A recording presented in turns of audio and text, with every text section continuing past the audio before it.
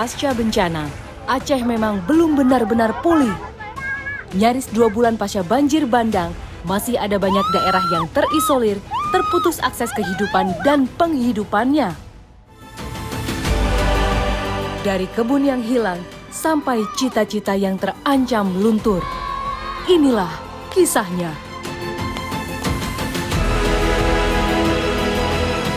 Di sini lagi musim durian, jadi ini dikasih sama warga setempat.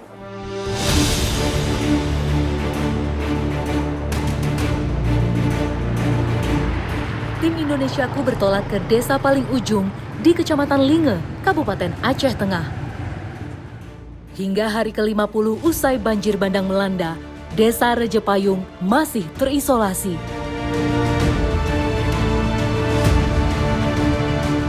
Area luas membentang yang seperti tanah lapang ini dulunya adalah sawah warga yang luluh lantak diterjang aliran banjir bandang.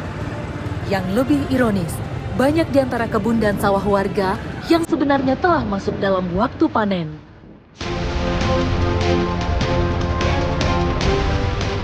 Melewati tanah lapang berdebu, kami masuk ke wilayah tebing bukit yang dijadikan jalan alternatif bagi warga pasca banjir bandang. Jalan yang tak begitu lebar membuat motor pun harus berhenti jika berpapasan dengan motor dari arah berlawanan.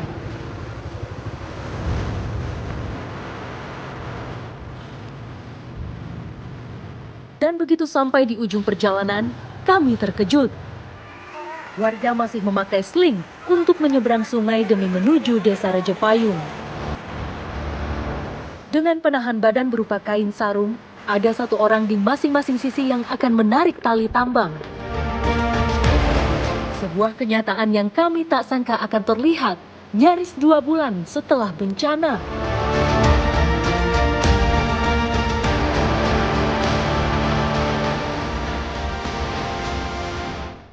Tak berapa lama, kami dikejutkan oleh raungan suara baling-baling helikopter yang sepertinya akan mendarat di dataran tengah Sungai Jambu Aye. Heli dari BNPB.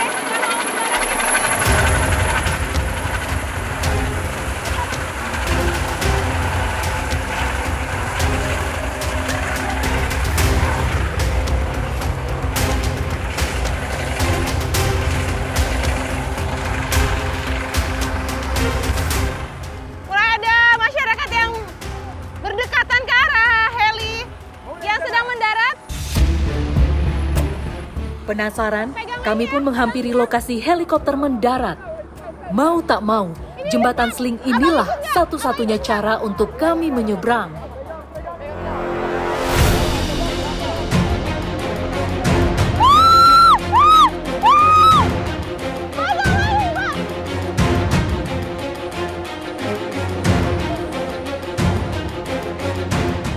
Dari informasi yang kami dapat, helikopter milik BNPB memang terus bersiaga di sejumlah wilayah Aceh untuk menyalurkan logistik darurat, mulai dari selimut, air minum, sampai susu.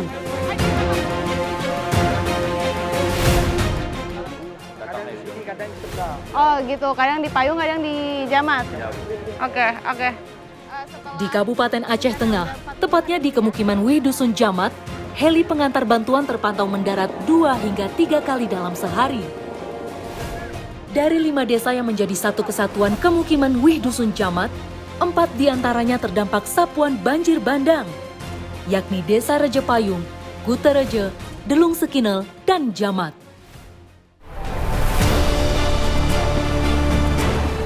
Sebelum bencana, warga Rejepayung memiliki jembatan gantung yang bisa dilintasi kendaraan roda 2. Tetapi, jembatan itu kini hanyut terbawa banjir bandang. Sejak saat itulah, nyaris 2 bulan warga Rejepayung harus terisolir dari dunia luar. Beruntung, mereka tak pernah sendirian. Ada banyak relawan yang berasal dari berbagai penjuru negeri datang ke Rejepayung. Hamzah salah satunya. Pria 30 tahun asal Bandung ini telah berkeliling di wilayah terdampak bencana Aceh sejak awal Desember. Di Rejepayung, targetnya adalah membangun jembatan apung agar mobilitas warga semakin mudah.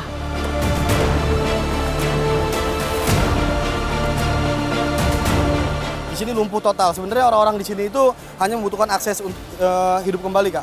Jadi kalau dilihat orang sini aktifnya luar biasa. Saya juga meminta kepada teman-teman pemerintah dan juga support untuk segera mengaktifkan jalan-jalan utama dan juga jembatan karena sejatinya mereka itu bisa memulihkan ekonomi mereka.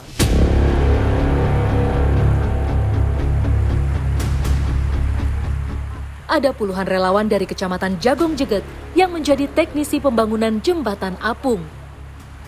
Secara sederhana, jembatan apung memakai drum sebagai dasar dan kayu sebagai alas pijak. Dengan begitu, jembatan akan menyesuaikan ketinggian aliran air sungai.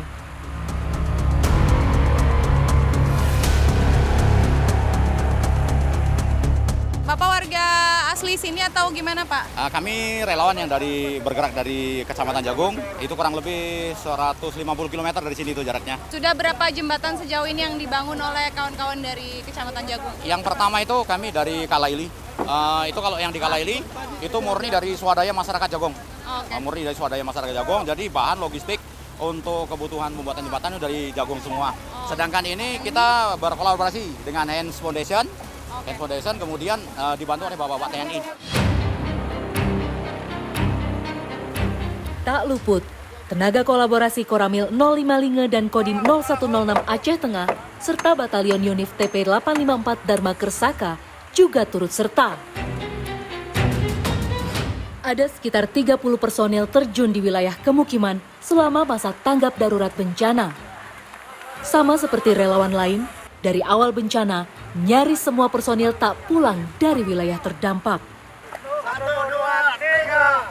1, 2, 3.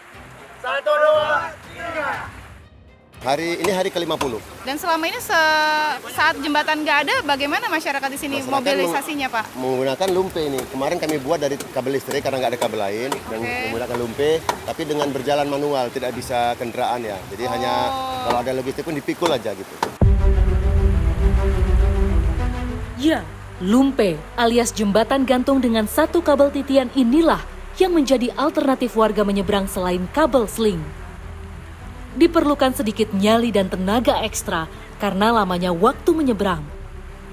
Dan itulah yang kami temukan pada beberapa tenaga kesehatan Reje Payung. Kasmida salah satunya. Menjadi nakes yang bertanggung jawab di Reje Payung, wanita parubaya ini benar-benar tak pernah keluar dari kawasan Reje Payung. Dari bencana kemarin belum ada keluar. Di sini aja? Di sini aja stay 24 jam sampai sekarang belum pernah saya ke kabupaten. Alhamdulillah dari pertama bencana sampai sekarang saya masih di sini mengawali masyarakat saya. Selama bencana pertama saya di sini kekurangan obat pertama kemarin, tapi alhamdulillah semenjak ada relawan-relawan juga tim-tim nakes dari luar daerah banyak masuk yang kemari. Ya, di tengah keadaan bencana yang serba tak kondusif, warga Reje Payung dihampiri berbagai relawan sipil yang memiliki cara tersendiri dalam menyalurkan bentuk sukarela mereka. Seperti Pak Leo, bermodal nekat, pria nyentrik asal Jawa Barat ini membawa truk double gardannya dari Bandung hingga keliling wilayah bencana di Sumatera dan Aceh.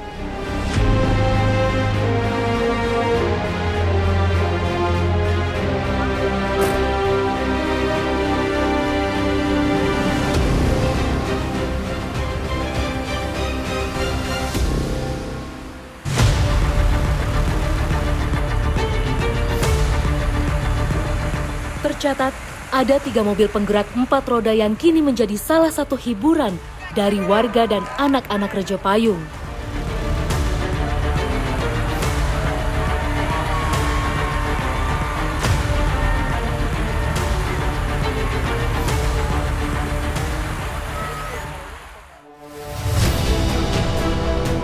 Yang mengejutkan, di tengah suasana gotong royong pembangunan jembatan, salah seorang warga datang membawa sekeranjang durian untuk dibagi ke semua relawan, tentara, dan tim Indonesiaku.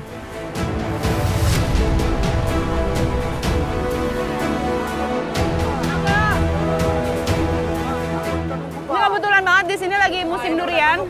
Jadi ini kasih sama warga setempat untuk para relawan durian lokal. Di tengah suasana bencana, semakin rasa kepedulian antar sesamanya itu malah justru semakin erat.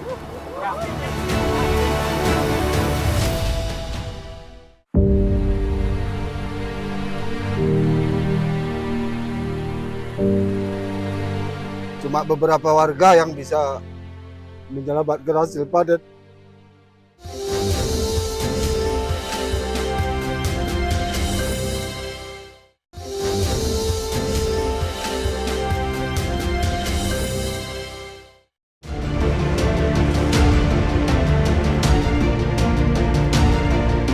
Raja Payung sendiri menjadi desa paling ujung di Kecamatan Linge dan berbatasan langsung dengan Kabupaten Aceh Timur. Dihuni oleh 91 kepala keluarga, secara topografi wilayahnya berada di dataran paling rendah di antara 5 desa di Kemukiman Wih Dusun Jamat.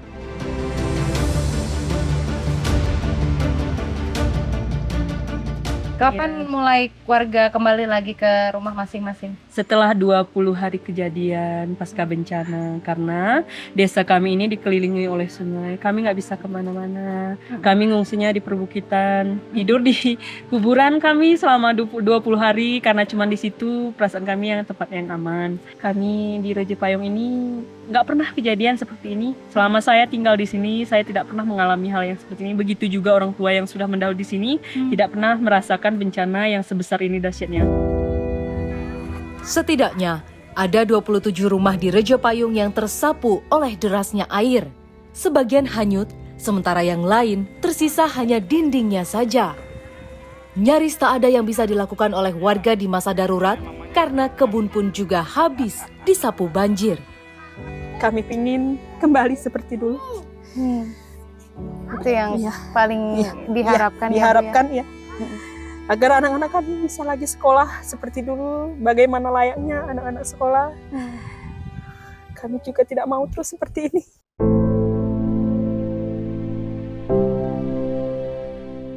Beruntungnya tak ada korban jiwa sama sekali di desa Raja Payung. Setelah kehabisan logistik pada hari ke-10, relawan mulai bisa menembus Raja Payung untuk menyalurkan bantuan. Kini, beberapa warga memilih untuk kembali ke rumah, sementara mereka yang kehilangan menumpang di kantor desa. Kan mau Ramadan kan, gimana lah kami tinggal kayak ini. Gimana puasa, nggak tahu lah.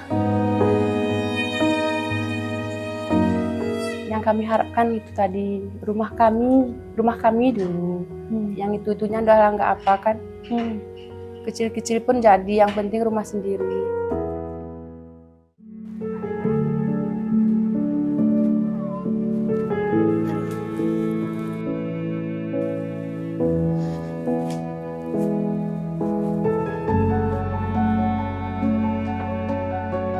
Rumah asli ibu itu benar-benar hanyut? Nggak hanyut, tapi nggak bisa pakai lagi. Udah separuh dindingnya tuh nggak ada lagi. Udah tuh Terendam lumpur? Ya, nggak sanggup pun lagi memperbaikinya. Kita udah tua, pasirnya udah setengah rumah tuh. Kayak mana mau? Keinginannya apa sih sekarang ini? Kalau bagi aku kan, lebih kepinginanku di rumah sendiri tuh enaknya.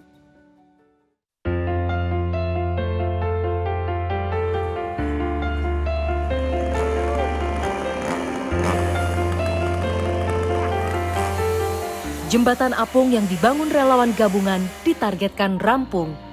Pengerjaannya dikebut hingga malam hari agar warga segera mendapat akses penghubung.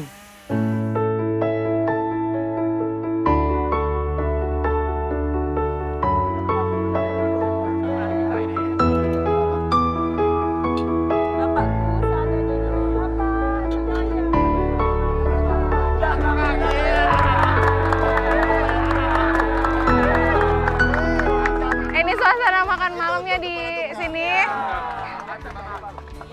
Tetap ada keceriaan di tengah suasana bencana gini ya, Bu.